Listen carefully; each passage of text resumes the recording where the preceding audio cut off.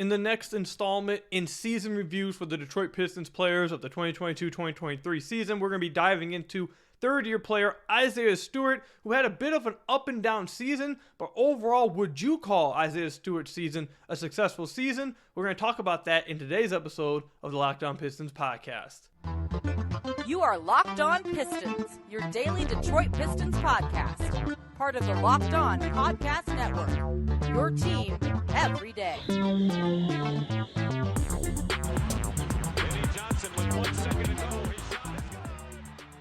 What's the deal? Welcome back to another episode of the Locked On Pistons podcast. Per usual, I'm your host, Kuka Hill. You can find me over on Twitter at Kuka Hill. I want to thank you guys for making Locked On Pistons your first listen of every single day. We are free and available on all your podcast platforms. If you haven't already, head to the YouTube channel at Locked On Pistons, hit that subscribe button, or leave us a 5-star review on whatever podcast platform you're listening to this on. That's another great way to support the podcast. And today's episode is brought to you by PrizePicks.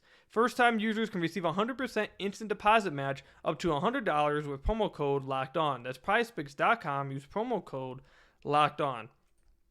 In today's episode, later on, we'll be talking about Marvin Bagley's season, reviewing his season, and then even further into the podcast, we'll be reviewing Eugene Amarui's season with the Pistons. Didn't play a full season with the Pistons, obviously, but we'll review how he played in his time with the Pistons. But first up, we're going to be going over Isaiah Stewart. And if you're looking to listen to any of the other season reviews over the last 3 episodes, I believe we've done Jay and Ivy, we've done Jalen Duren, we've done a few of the veterans, we've done Alec Burks.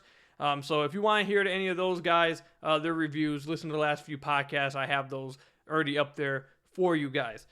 Well, like I said, let's start with Isaiah Stewart. So Isaiah Stewart, I think, had a bit of an up and down season. And there's another Piston player that I really think had a similar type of season to Isaiah Stewart. We'll talk about him in a future episode. But Isaiah Stewart played 50 games this year. He dealt with an injury to his shooting shoulder.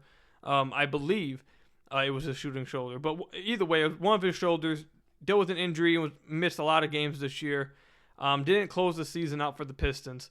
And the big thing for Isaiah Stewart this season, the big thing that we all were waiting for, the big thing that the coaching staff, the front office, Isaiah Stewart, they all hyped up and talked about was his outside shooting. This season, he played exclusively at the 4.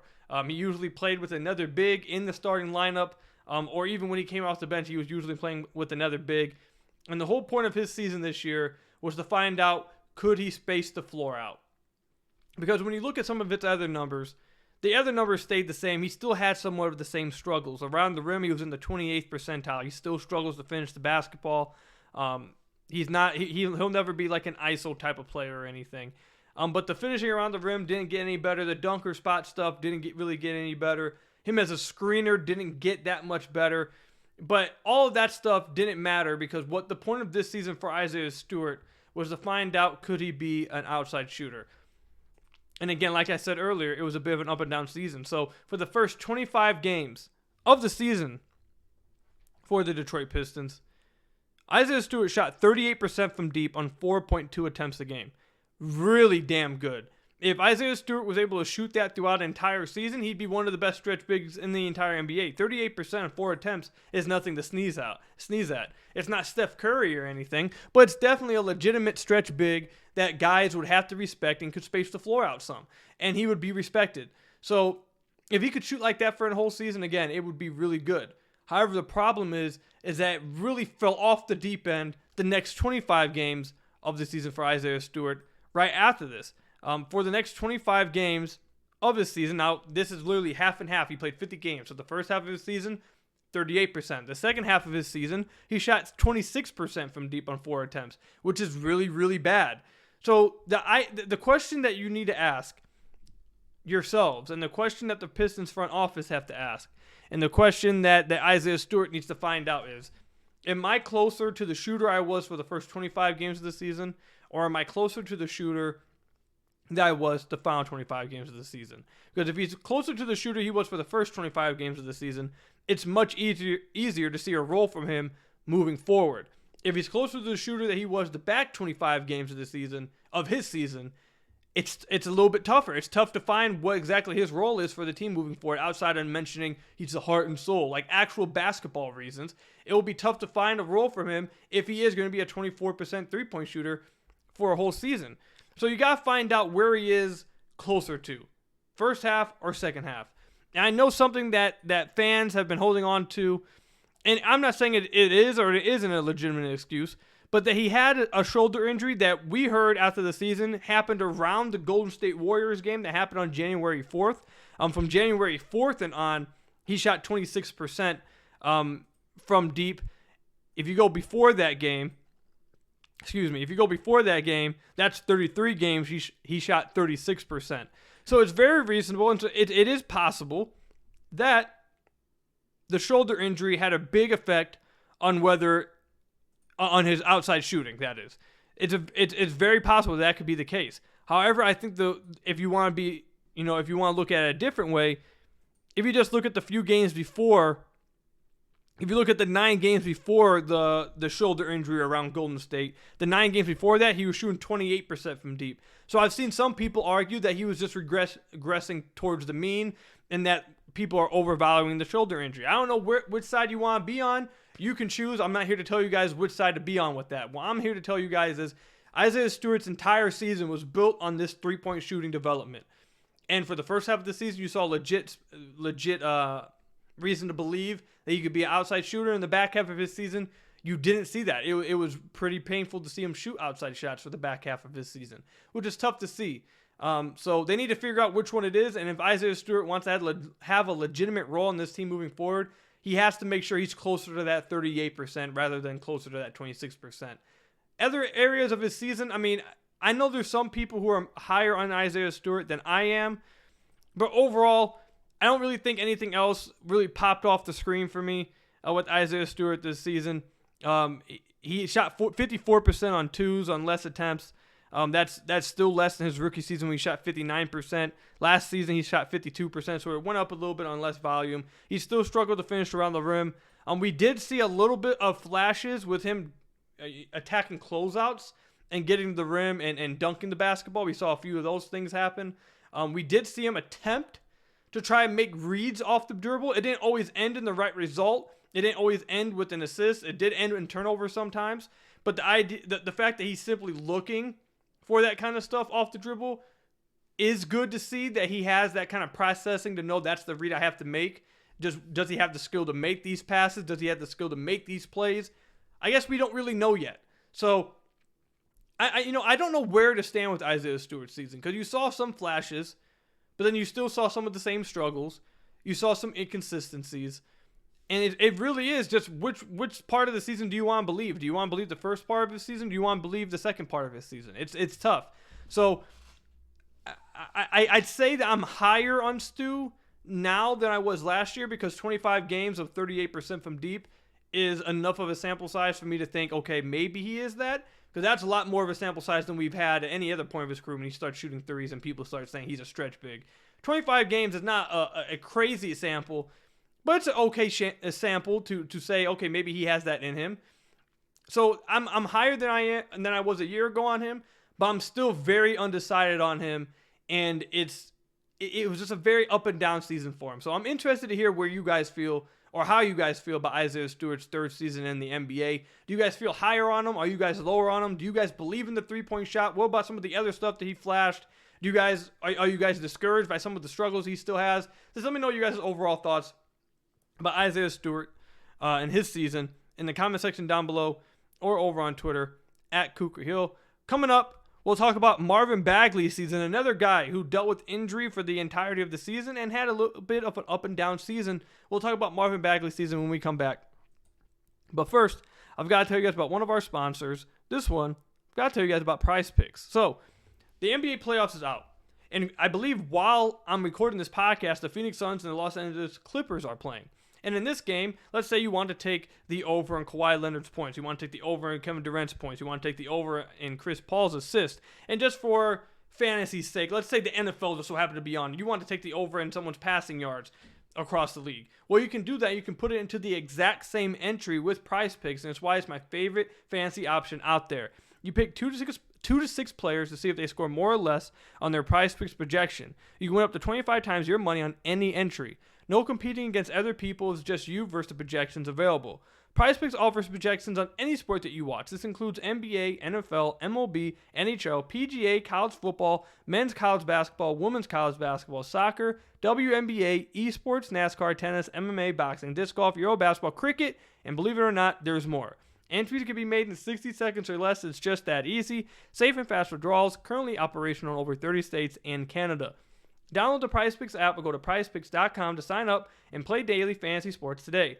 First-time users can receive a 100% instant deposit match up to $100 with promo code LOCKEDON. If you deposit $100, PrizePicks will give you $100. If you deposit $50, PrizePicks will give you $50.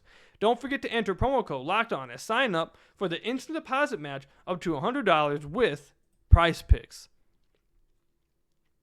So I want to thank you guys again for making Locked On Pistons your first listen of every single day. We are free and available on all your podcast platforms. If you haven't already, head to the YouTube channel at Locked On Pistons. Hit that subscribe button or leave us a 5-star review on whatever podcast platform you're listening to this on. That's another great way to support the podcast. Let's go ahead and get into Marvin Bagley's season with the Detroit Pistons this year. Marvin Bagley is an incredibly interesting player for the Pistons. And excuse me real quick, it's extremely hot in my room. If you guys are living in Michigan, it's getting hot in our terms. So I need to go ahead and take a drink of water real quick. When I went down to Miami a few years ago, man, how hot it is down in Florida. I feel like I was melting every day. I couldn't even enjoy it. So imagine how I am when it's quote unquote hot in Michigan. Like, dude, I'd be dying. But anyways, let's move on from that. Marvin Bagley, another season that was just incredibly, I kind of want to say it was underwhelming, to be honest. And the biggest reason was he failed to hit 50 games played again. He has not played over 50 games in a season since his rookie season in Sacramento, when he played 62 games. His second season, 13 games. Third season, 43 games. Fourth season, 48 games. And now his fifth season, 42 games. Now, a lot of people will say, "Cool, he's just having freak injuries." You know, it's part of it. He can't help it.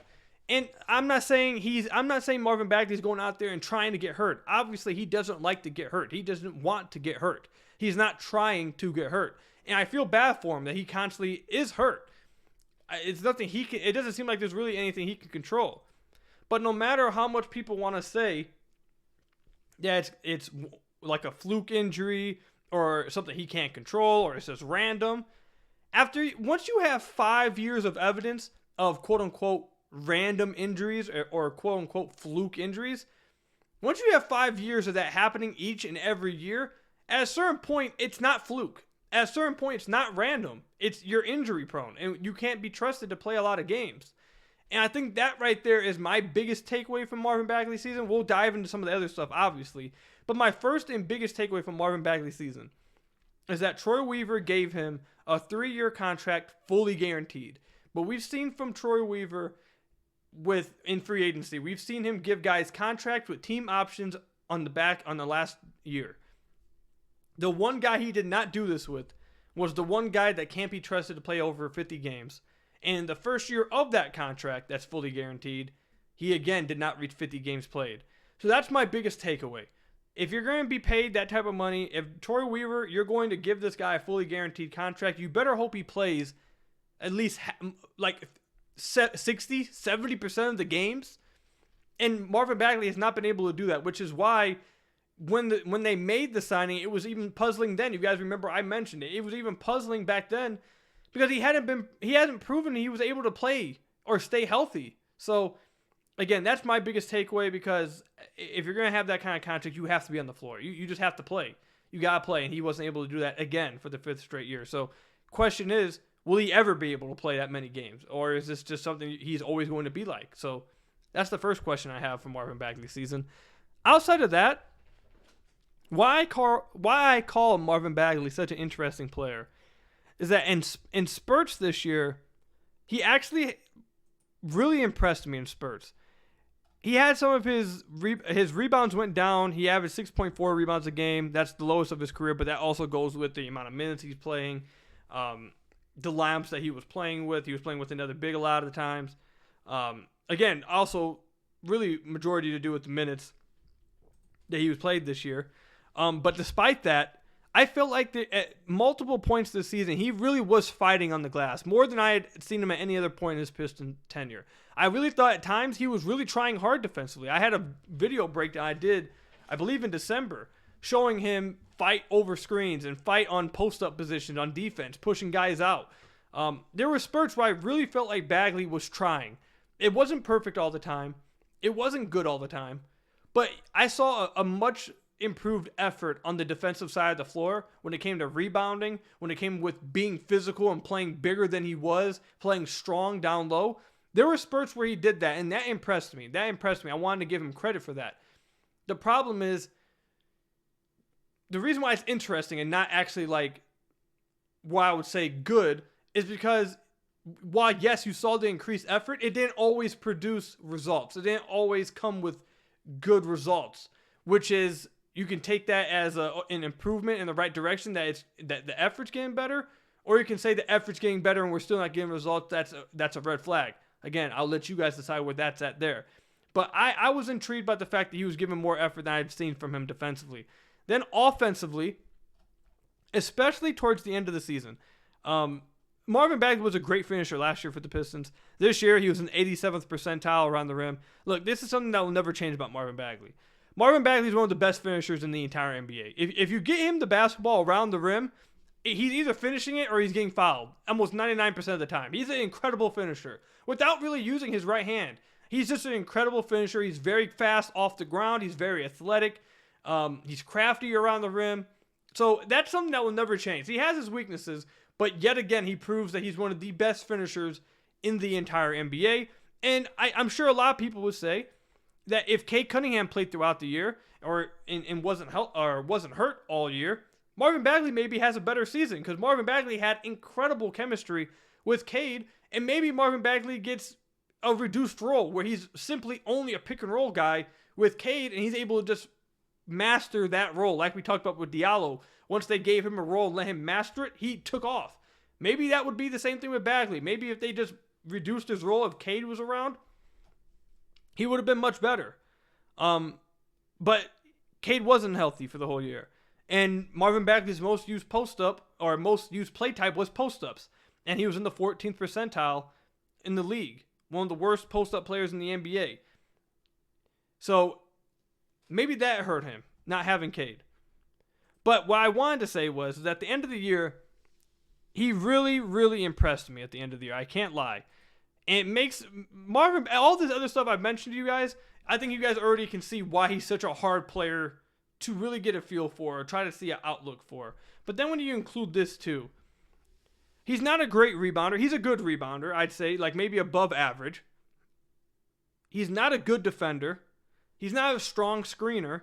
But at the end of the season, we started to see him flash. They started to play him with Duren in the starting lineup. They started to see him play with Wiseman in the starting lineup, and he was playing that 4 position. And over the last 17 games this season, he shot 52% from the field, 30% from deep, and he was averaging 14 points a game and 7.1 rebounds. And this is the big thing for me too, drawing 3.3 free throws a game during this stretch. If you go with the even shorter sample size over the final, few games of the season, over the final 9 games of the season, he shot 43% from deep. Now, this is an incredibly small sample size, but we started to see him hit some shots from deep.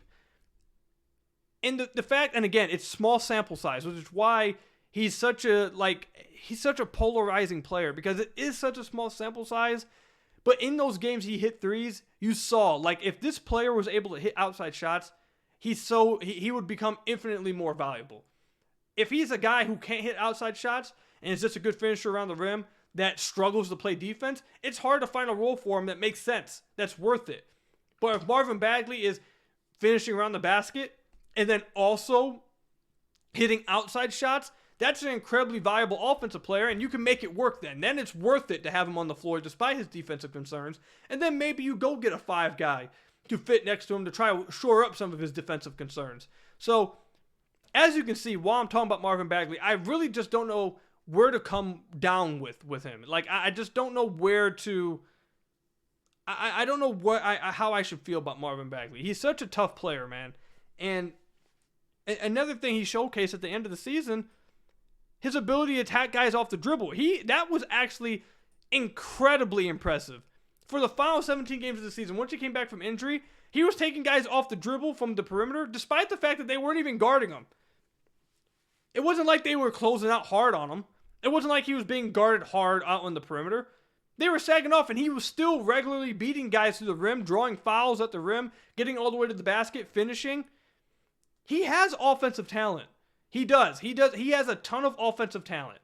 And if he was able to hit threes, if that final 9-game sample size was something that you could say, okay, maybe he can do that next season, maybe it's a reason to believe, then you can see an incredibly viable offensive player, maybe a 6th man off the bench for a team, a 7th man off the bench for a team that comes in and gets buckets. Excuse me. The problem is it just all happens in such small sample sizes with Bagley. And quite literally everything with Bagley is a small sample size because he can't play a large amount of games, which is also, it's kind of unfair to him too, because 40 games is not enough to get a real feel on a player. He barely plays every year. And when he plays 40 games, you will have 20 games where he's like, okay, we can see a player there. And then he'll have 20 games where it's like, okay, we can see he finishes around the rim, but what else can he bring you? It's just everything's such a small sample size with him. And since it's such a small sample size because of injury, and since he struggles so much defensively to make an impact, it's just hard to bet on him being a role player moving forward. It's hard to see a definitive role for him moving forward. And that's just where I'm at with him. He showed me stuff. He made me somewhat of a believer at the end of the year that he maybe could have a real role on a team moving forward as an offensive player off the bench if he could hit some outside shots. And again, that attacking off the dribble and drawing free throws was really impressive. That's an incredible skill. But again, man, it's just everything's small sample size with him. And his injuries and defense at the end of the day, I think is going to hold him back. And until he proves otherwise, it's tough for me to really get like a definitive answer on him that shows what he could be for a team moving forward, let alone the Pistons. So I'm very confused on Bagley, man. Like, it's just, he's a tough player. He's just a very, very tough player.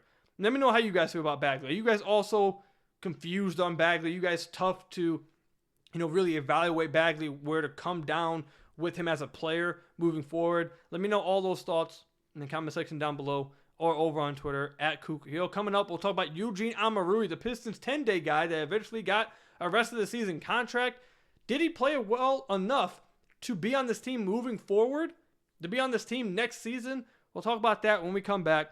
But first, I got to tell you guys about one of our sponsors, Built Bar. Looking for a delicious snack, but don't want all the sugar and calories? Then you need the best tasting protein bar ever. That's Built Bar. If you're like me, you want to make healthier snack choices, but you don't want to compromise on the taste, I've got just the thing for you. Built Bar and Built Puffs. Built Bars are healthy and taste amazing. Seriously, they taste so amazing you won't think that they're good for you, but you have to try them. What makes Built Bars so good? Well, for starters, they're covered in 100% real chocolate. That's right, real chocolate. And they come in unbelievable flavors like churro, peanut butter brownie, and cookies and cream. I'm not sure how Built does it, but these bars taste like a candy bar while maintaining amazing macros. And what's even better is that they're healthy for you. Only 130 calories, 4 grams of sugar, and with a whopping 17 grams of protein. And now you don't need to wait to get a box. For years, we've been telling you guys to go to Built.com to get your Built Bars.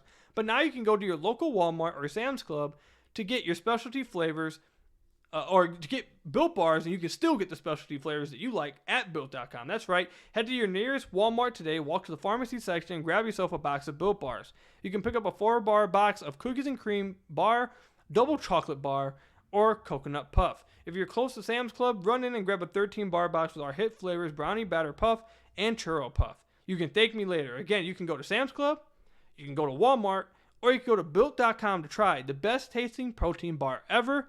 That's Built Bar. So I want to thank you guys again for making Locked On Pistons your first listen of every single day. We are free and available on all your podcast platforms. If you haven't already, head to the YouTube channel at Locked On Pistons, hit that subscribe button, or leave us a 5-star review on whatever podcast platform you are listening to this on. That's another great way to support the podcast. Before we get into Eugene Omoruyi's season, I just want to say on a few podcasts ago, the very last segment, I gave you guys my predictions for the playoffs, and I told you guys to tell me your predictions for the playoffs in the comments, and a lot of you guys did. One of my predictions were the Memphis Grizzlies beating the Lakers and making the Western Conference Finals. And in the first game, John Morant it looked like he broke his hand to me. And I don't know if he's even going to play. If he didn't break his hand, I don't know if he's going to play. So now I'm already looking wrong. I had the Milwaukee Bucks going to the finals. The Milwaukee Bucks, Giannis gets hurt first quarter of this game. He's out for the rest of the game. They lose. So my predictions aren't going so well. I'm just like the worst luck out there, man. I'm so sorry that I brought this black cat around these franchises by me betting on them or picking them. So they can blame me. Anyone listening to this podcast that's fan of those teams, blame me. It's all my fault. But anyways, I hope you guys are enjoying the playoff games, by the way. Eugene Omoruyi, he played 17 games with the Detroit Pistons. I don't have much to say about Eugene Omoruyi outside of this. Do I think he's going to be on this team next season? Probably not. He struggles to shoot. He's shooting 28% from his career. He shot 29% with the Pistons from deep. He struggles to shoot. He is a good defender, a physical wing, a big, long wing. But he can't really shoot. And with the Pistons, with Troy Weaver coming out and publicly saying that they're going to go after their wing room, and that's something that they believe is at the top of their list of things they need to improve on, I highly doubt that one of the guys that they keep from that wing room is a 10-day guy that they converted for the rest of the year contract. I doubt that's the case. If they keep anybody, I have to assume it's Livers, and one more person, I'd have to assume it's Bojan. You can't say that you're going to improve your wing room, then keep 3 of the 4 guys that you were playing in your rotation. That just doesn't happen. So I don't believe he's going to be on the team next year. However, what I said about Eugene during the season is exactly what I'll say about him right now. I don't believe that he'll be on the Pistons next season, but I do believe he proved that he should be in the NBA. He is an NBA player. Some of the other 10-day guys that the Pistons have signed, like Braxton Key, Louis King, he was a two-way guy, Buddy Boeheim. What were some of the other two-way guys they've had over the few years? I see their faces, I see their numbers, but I'm forgetting their names. Either way, a lot of the two-way guys, almost all of them that the Pistons have signed over the last few years, I didn't see them as an NBA player. I couldn't see them playing in the NBA. I thought they were a waste of two-way spots, to be honest. Eugene Omoruyi, he should be in the NBA. He has legit skills. He can finish around the basket. He's physical getting to the basket. He's physical defensively. He's a smart off-ball mover on the offensive end. He cuts really well. He plays really hard. He has the NBA prototype body. All that stuff. He's a guy that should be in the NBA. I don't think he's going to be in a rotation, but at the very least, he should be a 15th, 14th, 13th, 12th guy on a roster. He should be. I think he proved that with the Pistons. I honestly would be shocked if he's not in the NBA somewhere. Again, not in a rotation, but I don't think the goal for a lot of these guys on 10 days, on two-way contracts, whatever, is to become some superstar, become a rotational spot. I think what they would like at the end of the day, if you told them in 10 years what they'd like, is just a stable living in the NBA, stable contract, and to have a long career in the NBA. Now, obviously, they would love it if they became stars or main rotation pieces, but if they were able to be long-term NBA players that just had a steady contract and was on a roster consistently throughout the years, that's what they would like. And I think that should be Eugene Omoruyi. Again, I don't know if he's going to end up being a player in the rotation for anybody, but at the very least, I think for the Pistons, he did prove that he should be in the NBA somewhere. Because of, like I said, because of his defense, because of his prototypical body, he's a smart offensive player. And when he is hitting threes, he's a pretty damn good player on the offensive end. But he doesn't shoot threes very well. He doesn't do much with the ball in his hands.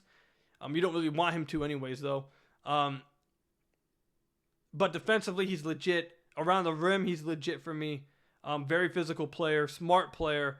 And I think he should be in the NBA somewhere. So I don't know if he's going to be with the Pistons next year, but I think this is just another list of guys, and another, check mark for Troy Weaver of him doing right by guys and giving them a chance to show off at the end of the season that they deserve to be in the NBA, put some good stuff on tape, and let them try out basically with the Pistons for teams across the NBA. The big example I always use is Dennis Smith Jr., who had a really good season for Charlotte. I think he's going to get a bag relative to his role this offseason wherever he goes.